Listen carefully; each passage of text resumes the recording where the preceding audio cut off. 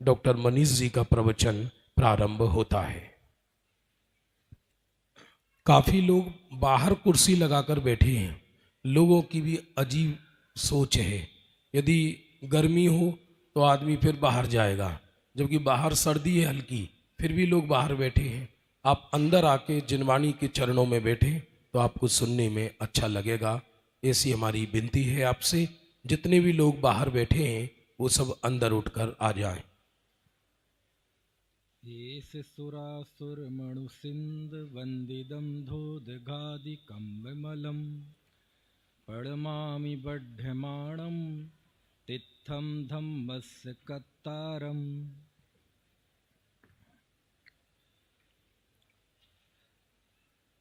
आज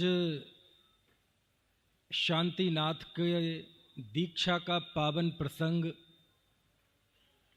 अपनी आँखों से देखा। आखिरकार 96,000 रानियों का स्वामी, 32,000 मुकुटबद्ध राजाओं का अधिपति, 18 करोड़ घोड़े, 84 लाख हाथी, 96,000 गांव, 9 निधियां, 14 रत्न और 25,000 साल तक जिसने चक्रवर्तित्व भोगा हो, ऐसे जीव को भी अंततः दीक्षा लेनी पड़ी। क्यों हुआ ऐसा?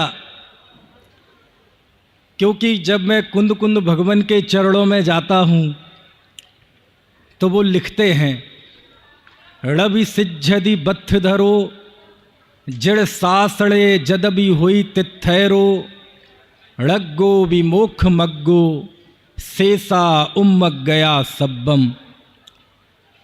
तीर्थंकर जैसा जीव ही क्यों ना हो, लेकिन जैन शासन में वस्त्रधारी को मोक्ष की प्राप्ति नहीं होती।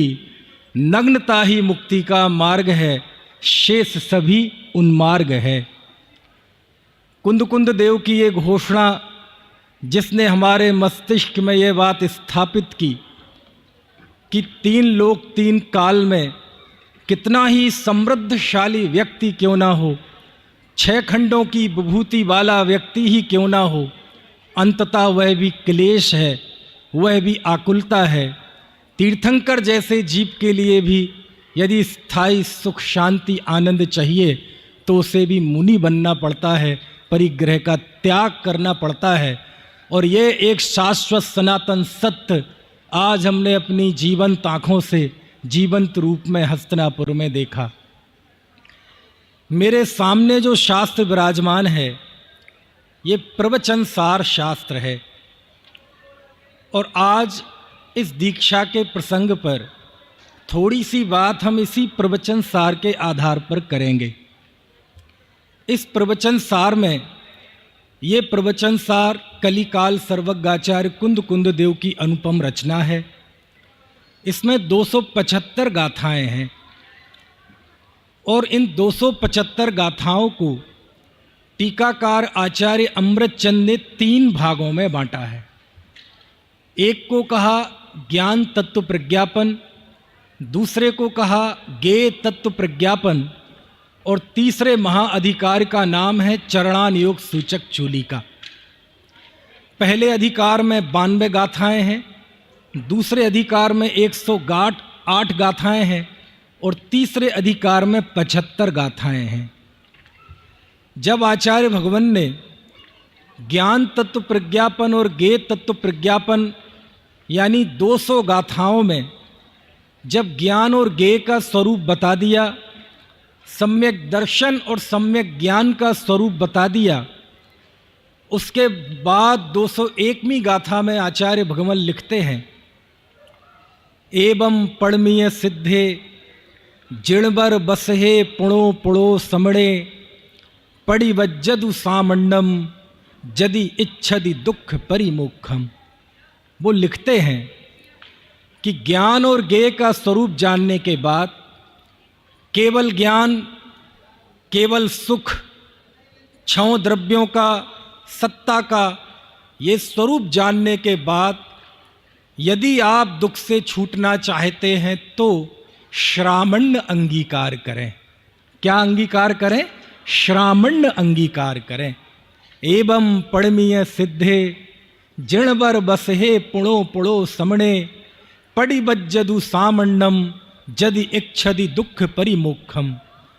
आचार्य भगवान कहते हैं यदि आप सम्यक दृष्टि हो गए हैं तो अभी दुखों से छूटे नहीं हैं। दुख और सुख के स्वरूप अभी हमें समझ में आया है, लेकिन यदि दुखों से छूटने की इच्छा है तो, यदि नहीं है तो आचार्य कहते हैं आपकी जिंदगी आपके लिए मुबारक हो। यदि 24 घंटे के भाव कर्म भाव मरण में ही अच्छा लगता है तो कोई बात नहीं। यदि ये 84 का चक्कर ही अच्छा लगता है तो कोई बात नहीं। लेकिन यदि भव से थकान लगी हुई हो, ऐसा लगा हो कि हाँ ये जीवन की श्वासें जो हैं ये कुछ अलौकिक कार्य करने के लिए मिली हैं, तो आचार्य की आज्ञा है कि श्रामण्य अंगीकार करो। क्या अंगीकार करो? श्रामण्य। श्रावण्य यानी मुनि धर्म अंगीकार करो, मुनि बनो। समझ में आती है बात की नहीं? और आज की चर्चा जो होगी बस इसी प्रसंग की होगी कि कोई एक जीव, जब कुंद देव भगवान ने सबको कहा कि यदि दुखों से छूटना है तो श्रामण्य अंगीकार करो, तो हजारों में से कोई एक जीव आ गया और उसने कुंद देव के सामने ये संकल्प व्यक्त किया कि भगवान मैं दुखों से छूटना चाहता हूँ और कृपया मुझे दीक्षा अंगीकार कराइए। इस प्रसंग में आचार्य कुंद और टीकाकार आचार्य अमृतचंद स्वामी ने जो ये व्याख्यान यहाँ किया है, आज हम उसे ही समझेंगे। सच्चाई तो यह है कि दीक्षा की बात, मुनि धर्म की बात, कितने महान पल होते वो कि जब दीक्षा की बात, दीक्षा विधि की बात हमारे बीच में कोई दिगंबर संत करते।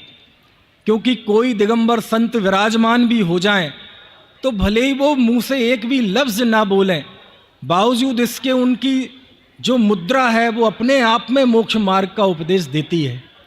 इसलिए दीक्षा पर बात करने के असली हकदार, असली अधिकारी तो हमारे दिगंबर संत हैं। लेकिन शायद हमारी झोली में ही इतना पुण्य नहीं है कि उनके समता भावी जीवों के मुखार बिंद से हमें ये विधि सुनने मिलती। इसलिए हम कुंद द्वारा, आचार्य द्वारा जो बात लिखी है उसे में हम आपस में शेयर करते हैं। क्योंकि ये बात भूल जाएं आप कि आप श्रोता हैं और मैं वक्ता हूँ। आप भी श्रोता हैं, मैं भी श्रोता ही हूँ। वक्ता तो कुंद भगवान हैं, उनके वचनों को हम समझ रहे हैं। आप नीचे बैठकर समझ रहे हैं, मैं ऊपर बैठकर समझ रहा हूँ। हैं सब हम श्रोता ही, पाठक ही।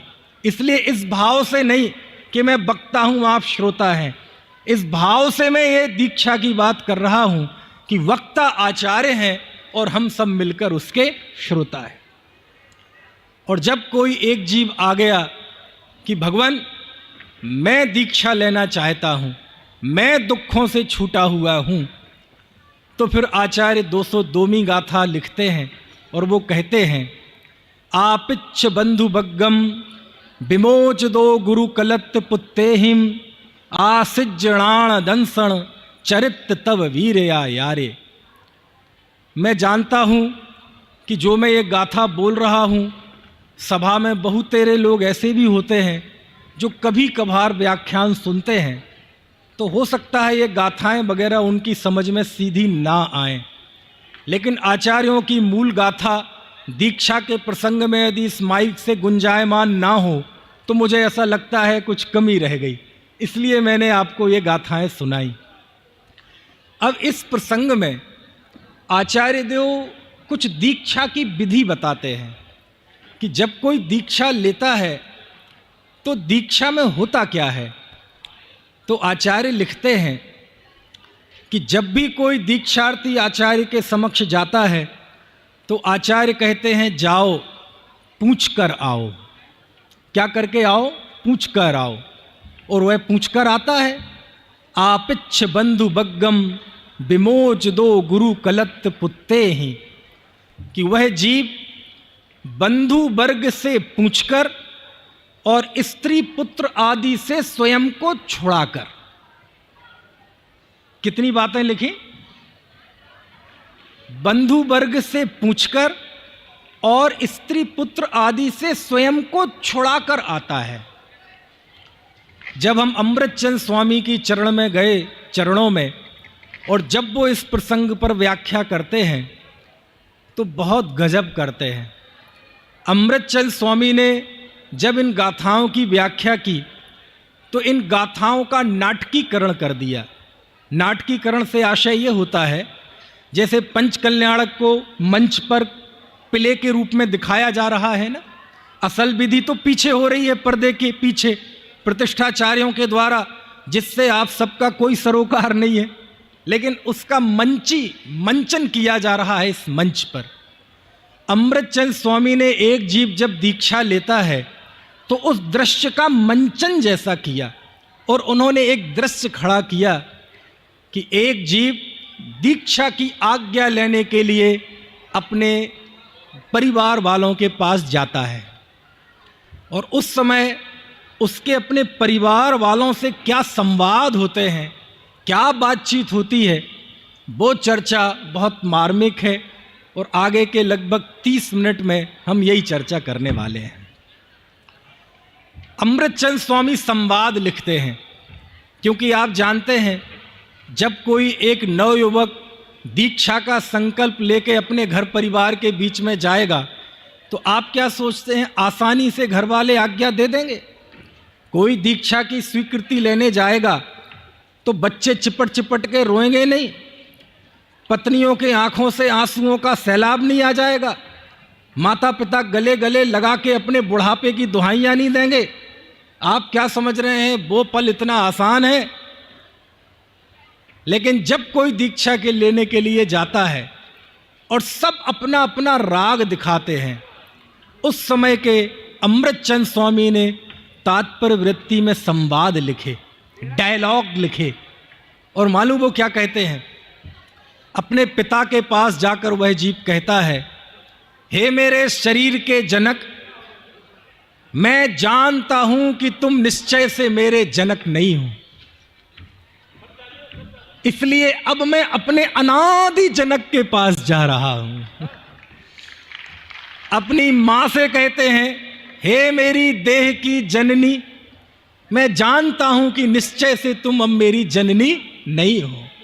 हे मेरी देह की रमणी, मैं जानता हूं कि तुम मेरी रमणी नहीं हो, इसलिए मैं अनादि अनंत मोक्ष रूपी लक्ष्मी का वर्ण करने के लिए जा रहा।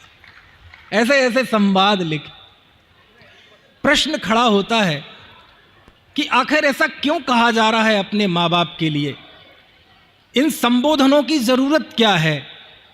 इन संबोधनों का अपना एक मनोवैज्ञानिक महत्व है, और वो महत्व क्या है कि जब भी कोई व्यक्ति, कोई बालक हो, कोई बड़ा हो, युवा हो, दीक्षा लेने के लिए जाता है तो बड़े लोग क्या कहते हैं?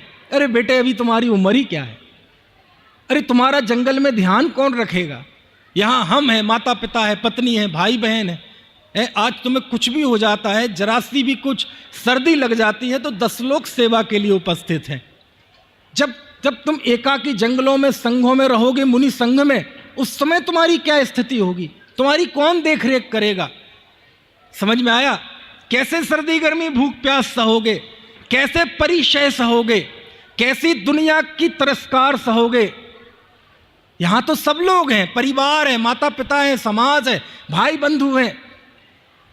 तो वो अपने माता पिता को ये संबोधन दे रहा है कि हे मेरे माता पिता, यदि मैं आपको छोड़कर जा रहा हूं तो कोई संकटों में नहीं जा रहा हूं। आप इस बात का हौसला रखिए। जब कोई बच्चा बाहर जाता है तो माता पिता को चिंता होती है। समझ में आया? तो वो संवाद में अमृतचंद स्वामी ये कहते हैं कि वो जाकर अपने पिता से कहता है कि मैं घर छोड़कर जंगल में जा रहा हूं, तो आप चिंता मत करना, मैं कोई संकटों में नहीं जा रहा हूं, मैं तो सारे संकटों को छोड़ के जा रहा हूं। वहां जाकर मैं निराधार नहीं हो जाऊंगा, वहां जाकर मेरे ऊपर से माता पिता का साया उठ नहीं जाएगा, मेरे ऊपर माता पिता का साया वहां भी रहेगा, लेकिन मां रहेगी जिनवाणी और पिता रहेंगे सर्वज्ञ देव। इसलिए आप मेरी चिंता मत करो, मैं संकटों में नहीं बल्कि महानिष्कंटक अवस्था को प्राप्त करने जा रहा हूं, इसलिए आपको किसी भी तरह की कोई चिंता करने की जरूरत नहीं। इस प्रसंग में आचार्य जयसेन स्वामी जब इन गाथाओं की व्याख्या करते हैं तो आचार्य जयसेन स्वामी एक प्रश्न पूछते हैं, और वो प्रश्न ये है कि हे आचार्य भगवान, आपने कह दिया कि जाओ पूछ कर आओ, बिना पूछे जब तक एनओसी लेकर नहीं आओगे घर परिवार वालों से तब तक मैं दीक्षा नहीं दूंगा। लेकिन इस बीच मेरा एक प्रश्न है आचार्य, मान लीजिए कोई व्यक्ति दीक्षा की इजाजत लेने के लिए गया, प्रांजल, अच्छा कौन से माँ बाप दीक्षा दे देंगे, इजाजत दे देंगे आसानी से? बच्चे आसानी से इजाजत दे देंगे? पत्नी आसानी से इजाजत दे देगी? और मान लीजिए कुछ ऐसी परिस्थिति बनी और घर वालों ने यदि इजाजत नहीं दी तो फिर दीक्षा लेगा कि नहीं वो? प्रश्न क्या है? अच्छा ईमानदारी से बताना, अब चूंकि ये कोई रोज की सभा तो है नहीं, 100-500 लोगों की, हजारों की सभा है, एक एक व्यक्ति से आई कांटेक्ट भी नहीं हो पाता है, पीछे वाले के तो केवल सिर ही दिखाई दे रहे हैं, इसलिए मुझे नहीं पता कितनी बात आप तक पहुंच रही है, क्योंकि प्रतिदिन की सभा में तो एक एक बोला हुआ शब्द आपकी आंखों में तैरता हुआ दिखाई देता है, लेकिन अब ये थोड़ी कठिनाई सी है, इसलिए इस बीच आपसे प्रश्न पूछता हूं। अभी तक पिछले 15 मिनट में जो मैंने बात की आपको समझ में आ रही है?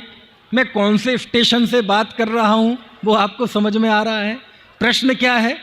प्रश्न ये है कि हे भगवान, आपने पूछने की, ऋषभदेव ने भी पूछा था, शांतिनाथ भगवान ने भी पूछा था, जबकि वो चक्रवर्ती थे, 96,000 राजाओं के स्वामी थे, ऋषभदेव भी प्रथम तीर्थंकर थे, उन्होंने भी दीक्षा लेने के लिए पहले इजाजत ली थी। तो प्रश्न यह है कि इजाजत की शर्त क्यों है? कौन माता पिता पत्नी बच्ची इजाजत दे देंगे? और मान लीजिए इजाजत नहीं दी, उस स्थिति में क्या होगा? मेरा प्रश्न यह है, मेरा नहीं, जयसेन स्वामी ने ऐसा प्रश्न उठाया और फिर जो उसका जवाब दिया, वो जवाब आज की इस दीक्षा के प्रसंग में बहुत समझने लायक है, बहुत जानने लायक है। उन्होंने जो जवाब दिया, देखो, जब हम चरणान योग के ग्रंथों में जाते हैं तो पूछने की व्यवस्था के पीछे कोई व्यवस्थागत कारण भी है, और वो व्यवस्थागत कारण ऐसे हैं कि कोई भी व्यक्ति जाके आचार्य को कहने लगेगा कि मुझे दीक्षा दीजिए, तो आचार्य कहेंगे जाओ पूछ कर आओ। क्यों? भैया ऐसा ना हो तुम घर से गुस्से में भाग कर आ गए हो, समझ में आए ना? ऐसा ना हो कोई लड़ाई झगड़ा करके आ गए हो, ऐसा ना हो तुम्हारे ऊपर पीछे कोई पुलिस पड़ी हुई हो, ऐसा ना हो कोई तुम किसी तरह का कोई गैरकानूनी काम करके मेरे पास आ गए हो। नहीं नहीं नहीं नहीं नहीं, ऐसे व्यक्ति को यदि मैं दीक्षा दे दूंगा तो कल के दिन जब वो एक प्रसंग बनेगा तो जिन धर्म की बदनामी होगी। नहीं नहीं नहीं, जाओ तुम पूछ कर आओ। क्यों? क्योंकि यदि इजाजत के बिना आओगे तो कई व्यवस्थागत कारण हैं। अभी कुछ साल पहले मनोज जी एक दीक्षा हुई थी गुजरात में, और गुजरात में दीक्षा हुई, दीक्षा, अब वो नाबालिग था लड़का, तो दीक्षा दे दी और वो नाबालिग के माता पिता पुलिस में चले गए कि इनने हमारे बच्चे को बहला फुसा कर दीक्षा दे दी। क्यों? दीक्षा के समय पर यदि माता पिता स्वयं उपस्थित होते और उनसे इजाजत ली जाती तो ये प्रसंग खड़ा नहीं होता। समझ में आए ना? तो एक तो व्यवस्थागत कारण है कि नहीं, तुम दीक्षा ले रहे हो, ये 500 गांव वालों को पता होना चाहिए, तुम्हारे परिवार वालों को पता होना चाहिए, समझ में आए ना? नगर पालिका वालों को पता होना चाहिए, गली मोहल्ले सबको पता होना चाहिए। क्यों? यदि कोई भी एरर कल के दिन आ गया तो मैं कैसे जवाब दूंगा? ऐसा तो नहीं तुम गुस्से में आ गए हो, क्योंकि कई बार व्यक्ति गुस्से में घर से भाग जाता है, और जब गुस्से में आए होगे और वापस जब उसी घर में जाओगे और अपने प्यारे प्यारे बच्चों के चेहरे देखोगे पत्नी के चेहरे देखोगे तो हो सकता है तुम्हारा दिल पिघल जाए और वापस गुस्सा खत्म हो जाए और वापस अपने घर में रहने लगो, तो तुम्हारी गृहस्थी भी बच जाएगी और ये मुनि धर्म की पवित्रता भी बच जाएगी। कुछ बात समझ में आ रही कि नहीं? तो पहला तो कारण ये है पूछने की व्यवस्था का, एक व्यवस्थागत कारण, समझ में आया। लेकिन जब जयसेन स्वामी के चरणों में जाते हैं तो वो कहते हैं पूछने की व्यवस्था आखिर है क्यों? तो वो व्यवस्था इसलिए है, वो व्यवस्था है जिन धर्म की प्रभावना के लिए।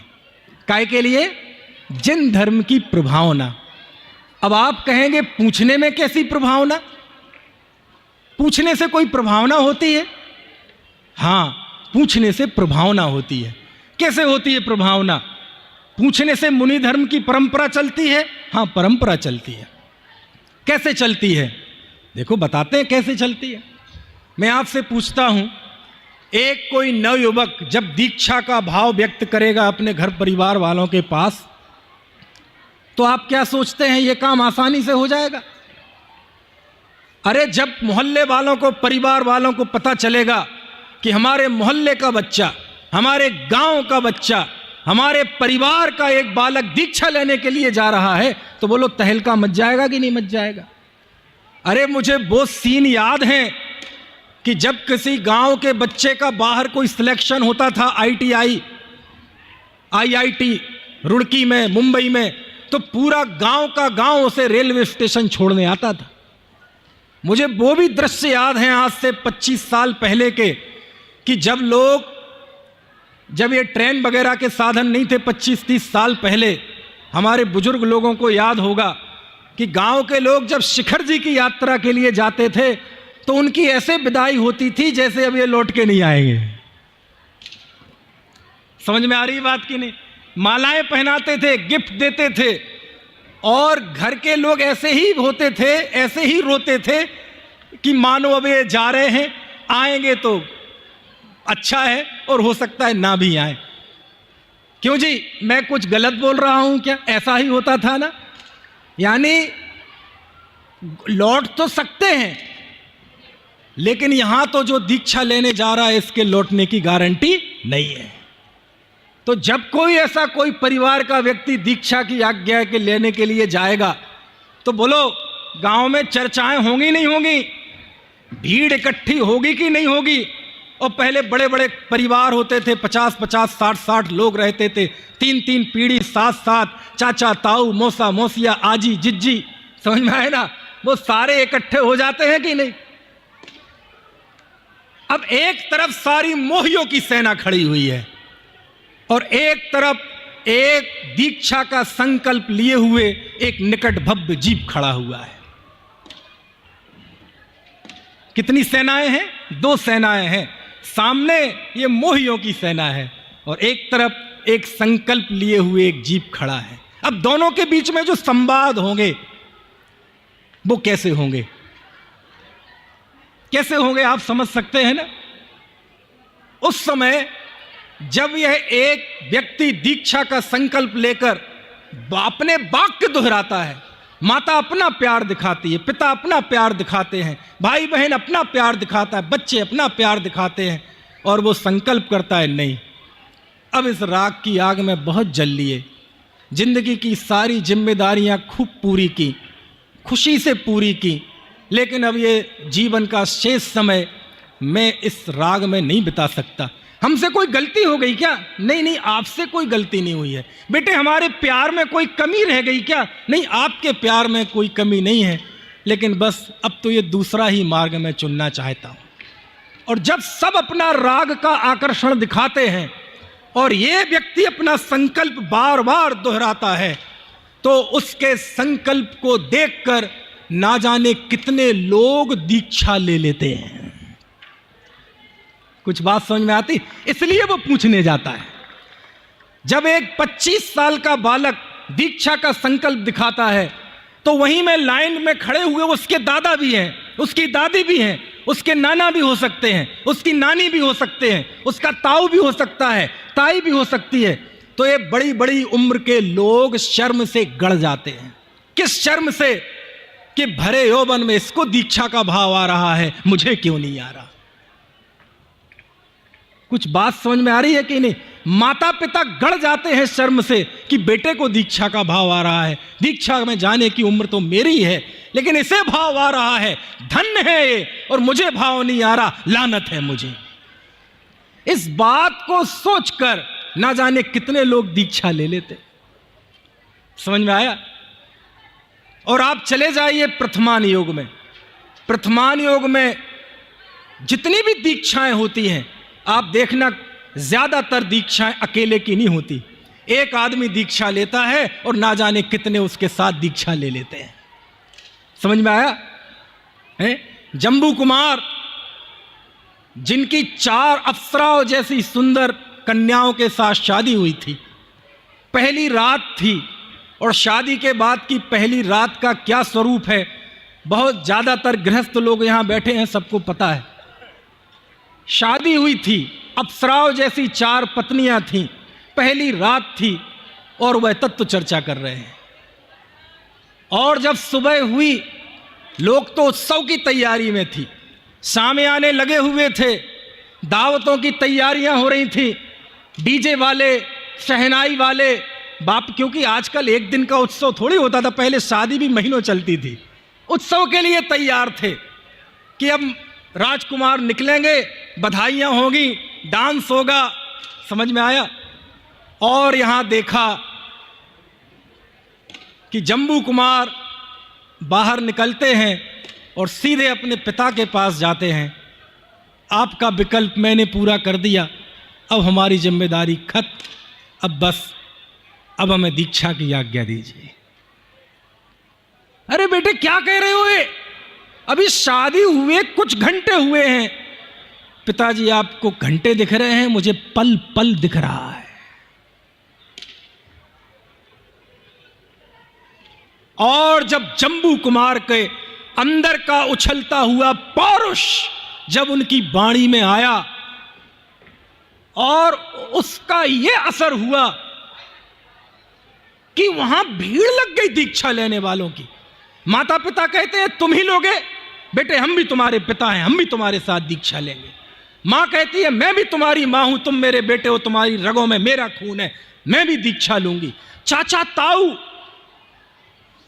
सब दीक्षा लेने के लिए तैयार। कुछ देर बाद क्या देखते हैं, वो 4 अप्सरा जैसी सुंदर रानियां सफेद वस्त्र पहनकर आ गई, हम भी अर्जी का व्रत लेंगे। कमाल की बात तो यह है कि ऐसे राजशाही वस्त्र, आभूषण, मणियों के हार, कंगन ऐसे उतार उतार के लोग फेंकने लगे, मैं भी दीक्षा लूंगा, मैं भी दीक्षा लूंगा। वहां गहनों के, मणियों के ढेर लग गए। कमाल की बात तो यह है दीपक राज जी, उन मणियों को कोई हाथ लगाने वाला नहीं था, कोई छूने वाला नहीं था। समझ में आया ना? सारा दृश्य बदल गया। सारे रसमलाई, शाही पनीर, सारी शामियाना, सारे डीजे ईजे रखे रह गए, और वो सारा राग का दृश्य वैराग्य के दृश्य में बदल गया। सारे राजशीष, वो कौन कौन से पहनती हैं बहनें? राजस्थानी लहंगा, लांचा, उन सब पे बहनें सफेद वस्त्र पहन के दीक्षा लेने के लिए तैयार हो गई। बोलो ये कैसे हुआ? एक व्यक्ति के संकल्प से। तब जाकर कुंद कुंद भगवान लिखते हैं जाओ पूछ कर आओ। क्यों? पूछने जाओगे तो या तो तुम भी नहीं आओगे, और आओगे तो 2-5 को साथ लेकर आओगे। यदि तुम नहीं आए तो तुम्हारी भी गृहस्थी बच जाएगी और हमारा मुनि धर्म भी बच जाएगा। क्योंकि कच्चे आदमी को मैं दीक्षा दे दूंगा, लोकेशणा वाले आदमी को मैं दीक्षा दे दूंगा, तो ये जिन धर्म को लजाएगा। तो तुम अपनी गृहस्थी मुबारक रहो, हमारे पास आओ, पूछ कर आओ। और जब पूछ कर वह आता है तो अकेला नहीं आता। आपने वज्र नाभि चक्रवर्ती का नाम सुना होगा। हजारों पुत्र थे चक्रवर्ती के। और जानते हैं, जब जिंदगी का एक मौका ऐसा आया जैसा आज शांतिनाथ भगवान की जिंदगी में आया, पूरे जीवन का टर्निंग पॉइंट, समझ में आया, और अपने पुत्र को बुलाया, सबसे बड़ा पुत्र जो था, और उसको कहा कि बेटे, ये चक्रवर्तित्व भोगते भोगते जीवन के अमूल्य पल बर्बाद कर दिए, अब जीवन के बहुत कम पल बाकी हैं, अब ये राज्यपाठ तुम संभालो, अब तो मैं जैनेश्वरी दीक्षा लूंगा। तो लड़के को तो मजा आ गया होगा, वो तो इंतजार कर रहा था कि कब राजपाठ मिलेगा। कई बार लोग इंतजार करते हैं ना पिता के रिटायरमेंट का या जाने का। अब मैं बताता हूं ये भूमि, ये वसुधा है कैसे लोगों की, हम कैसे लोगों का पंच कल्याणक मना रहे हैं।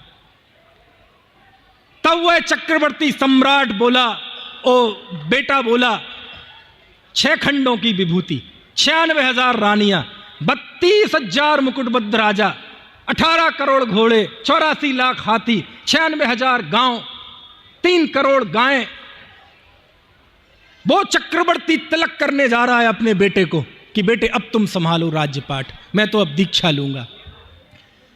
तब वह उस बेटा बोलता है चक्रवर्ती का कि पिताजी, यदि ये राजपाठ अच्छा है तो मुझे दे के क्यों जाते हो, और यदि ये राजपाठ बुरा है तो मुझे दे के क्यों जाते हो, और अच्छा है तो छोड़ के क्यों जाते हो। उसने कहा नहीं नहीं, मेरे रगों में भी आपका खून है, मैं भी आपके साथ दीक्षा लूंगा। उसने अपने छोटे बेटे को, छोटे भाई को बुलाया, बोले देखो भैया, मैं तो पिताजी के साथ दीक्षा ले रहा हूं। तो चक्रवर्ती सम्राट ने छोटे बेटे को कहा, बेटे ये तो तुम्हारा बड़ा भाई तो मान नहीं रहा है, इस राजपाठ को तुम संभालो। उसने कहा पिताजी, यदि ये बुरा है तो मुझे दे के क्यों जाते हो, और अच्छा है तो छोड़ के क्यों जाते हो, मेरी रगों में भी तुम्हारा ही खून है। कितने हजार बच्चे थे, कितने पता, 8,000 बच्चे बताते हैं, 60,000 बच्चों के पास प्रपोजल गया वो, और एक भी बेटे ने उस राजपाठ को संभालना स्वीकार नहीं किया। और अंत में एक पुत्र वधू गर्भवती थी, उसके गर्भ में बालक था, और चक्रवर्ती ने उसको तिलक किया और दीक्षा लेके जंगल में चले गए। 60,000 पुत्र जंगल में चले गए। अब आपको समझ में आया पूछने की शर्त क्यों है। क्यों बेटे, तुम पूछने जाओगे या तो तुम भी नहीं आओगे वापस, और आओगे तो 5-7 को लेकर। इसलिए आचार्य कहते हैं, आपिच्छ बंधु बग्गम विमोचिदो गुरुकलत पुत्ते हिम, कि वह जीव दीक्षा का संकल्प लेता है और अपने बंधु वर्ग से पूछकर और अपने स्त्री पुत्र आदि से स्वयं को छुड़ाकर। 2 चीजें लिखी। अच्छा, आपको समझ में तो आ रहा है ना? 2 बातें लिखी आचार्य ने। अपने बंधु वर्ग से तो लिखा पूछकर, और अपने स्त्री पुत्र पत्नी आदि से लिखा स्वयं को छुड़ाकर। ऐसा क्यों? ऐसा क्यों हुआ? तो एक ही गाथा के एक लाइन में ये 2 बातें लिखी। देखो मैं गाथा बोलता हूं, आप शब्दों पे ध्यान देना। आपिच्छ बंधु वग्गम, बंधु वर्ग से पूछकर, विमोचिदो गुरुकलत पुत्ते हिम, और गुरु मतलब अपने से बड़े माता पिता, पुत्र स्त्री से स्वयं को छुड़ाकर। क्या फर्क है दोनों में? माता पिता पुत्र आदि से स्वयं को छुड़ाकर, और बंधु वर्ग से पूछकर और छुड़ाने में क्या फर्क है? लवलेश भाई समझ में आ रही बात? प्रश्न समझ में आया कि नहीं आया? इन दोनों में अंतर क्या है? कहते बहुत अंतर है। क्या अंतर है दोनों में? कहते देखो भैया, परिवार वालों से संबंध रहता है राग का, इसलिए उनसे पूछना नहीं, उनसे स्वयं को छुड़ाना संबोधनों के द्वारा। और बंधु वर्ग से लिखा पूछकर।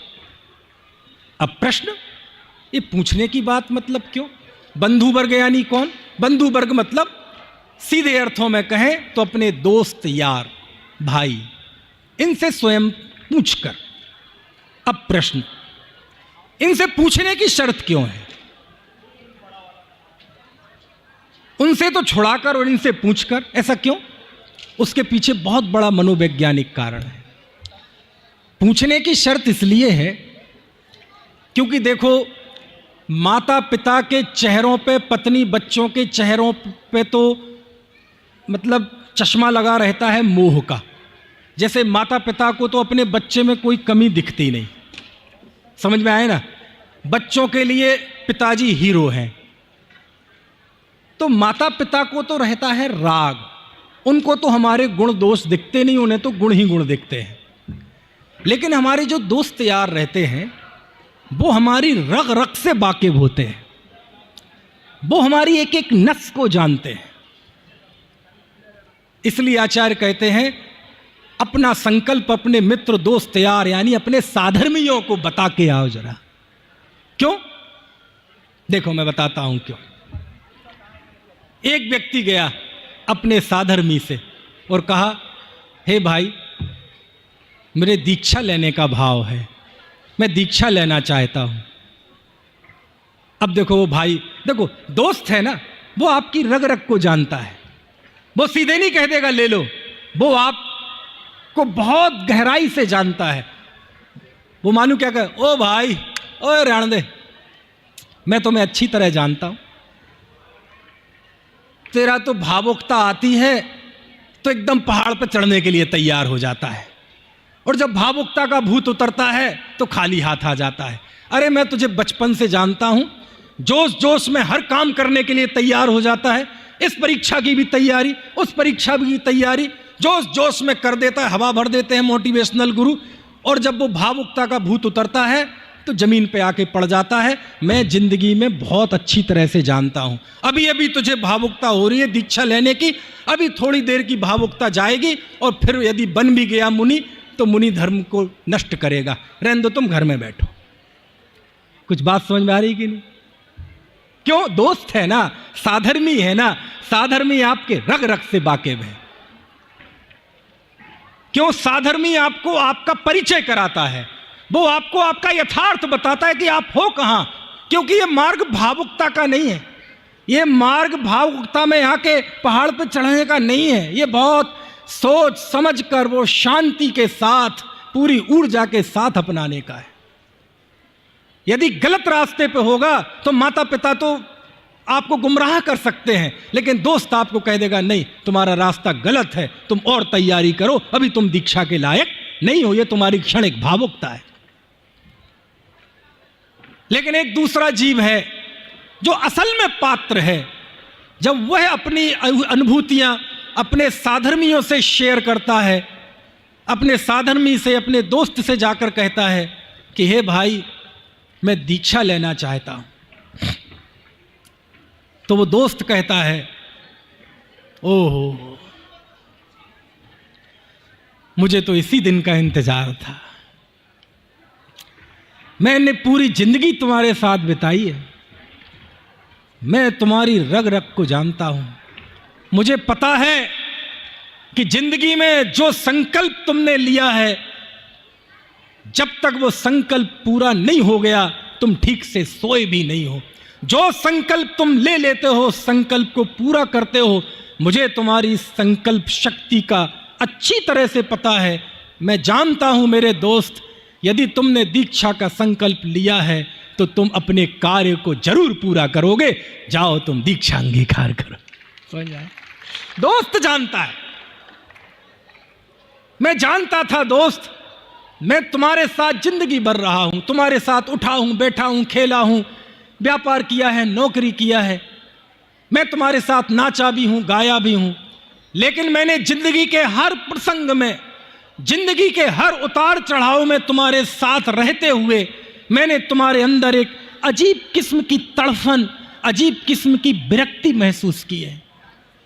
हमें पता है तुम दोस्तों में रहते थे, नाचते थे, लेकिन भीतर तुम्हारा एक मन था जो कोई अलग ही साधना में लगा हुआ था। हमें वो भी दिन पता है जब तुम्हारी शादी तय हुई थी, तुम्हारी शादी हुई थी, सब नाच गान कर रहे थे। हमने उस समय भी तुम्हारे अंदर की विरक्ति को महसूस किया है। तुम हमारे साथ भी रहे, लेकिन मैंने हर समय जिंदगी में महसूस किया कि तुम साथ रहते हुए भी पता नहीं किस असंग की साधना में लगे हुए हो। मैंने तुम्हारी उस अंतर की विरक्ति को, सब राग रंग के बीच में जलते हुए अंदर के तुम्हारे उस दीपक की ऊष्मा को मैंने देखा है। समझ में आया? तुम आज बता रहे हो, मुझे तो ये पहले से पता था कि एक दिन वो आएगा जब ये बेड़ियां टूटेंगी, जब बादल छटेंगे, जब तंद्रा टूटेगी और तुम सब राग तोड़ के जंगल को चले जाओगे। वो घड़ी आ गई है। अरे मित्र, इसमें पूछने की बात क्या है? तुम इस योग्य हो, जाओ, मेरी शुभकामनाएं तुम्हारे साथ है। समझ में आए? मित्र आपसे परिचित होता है, वो आपकी कमजोरियां जानता है, आपकी ताकत जानता है। यदि सच्चा साधर्मी होगा और उससे कोई पूछेगा कि मैं दीक्षा लेना चाहता हूं और उसे पता होगा कि ये इस लायक नहीं है, तो वो कुछ भी कह देगा, लेकिन उसकी दीक्षा की अनुमोदना नहीं करेगा। ये लोकांतिक देव ने अनुमोदना की, ये ऐसे ही कर दी। अनुमोदना के लिए भी पात्रता चाहिए। समझ में आया?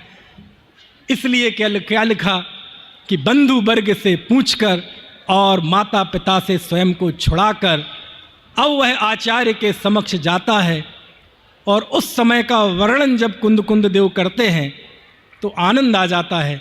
वो कहते हैं बंधु वर्ग से पूछकर, माता पिता से स्वयं को छुड़ाकर, ज्ञान दर्शन चरित्र तप वीर्य में, है ना, आश्रय लेकर, आहा, रूप में उत्कृष्ट, कुल में उत्कृष्ट, वय में उत्कृष्ट, ऐसे आचार्य के पास जाकर हाथ जोड़कर प्रणत हो जाता है। प्रणत हो जाता है, समर्पित हो जाता है। और आचार्य महाराज से कहते हैं, हे आचार्य, मुझे दीक्षा अंगीकार कराइए। आचार्य उसको दीक्षा देते हैं। केश लुंचन होता है और उसके बाद जब दीक्षा हो जाती है तब आचार्य कहते हैं, जाओ, मैं तो तुम्हारा गुरु था, अब तुम अपने परम गुरु के पास जाओ। परम गुरु मतलब अपना भगवान आत्मा। समझ में आए ना? और वह जीव परम सामायिक अवस्था में जाता है। और जब वह अपने शुद्धोपयोग रूप परम सामायिक अवस्था में जाता है तब वह जीव असल अर्थों में दीक्षा ग्रहण करता है। उस समय वह जीव असल अर्थों में मुनि बनता है। यहाँ आकर अब हमारी चर्चा पूरी होती है, क्योंकि अब मुझे हलचल होने लगी है पीछे और मुझे उससे ऐसा लग रहा है कि मेरे समझ से समय हो गया है। मुझे थोड़ा ध्यान नहीं है कब से शुरू हुआ था। ये इस दीक्षा के प्रसंग में कुंद कुंद देव की इन गाथाओं को कुछ समझने का हमने प्रयत्न किया। मनीष जी 5 मिनट और लीजिए, आप पूरा कीजिए अपना विषय। नहीं, अब तो हो गया, एक बार वो ब्रेक हो गया तो हो गया। हमारे जीवन में भी ऐसी दीक्षा का सुप्रभात हो, ऐसी पवित्र भावना के साथ अभी की बात समाप्त करना।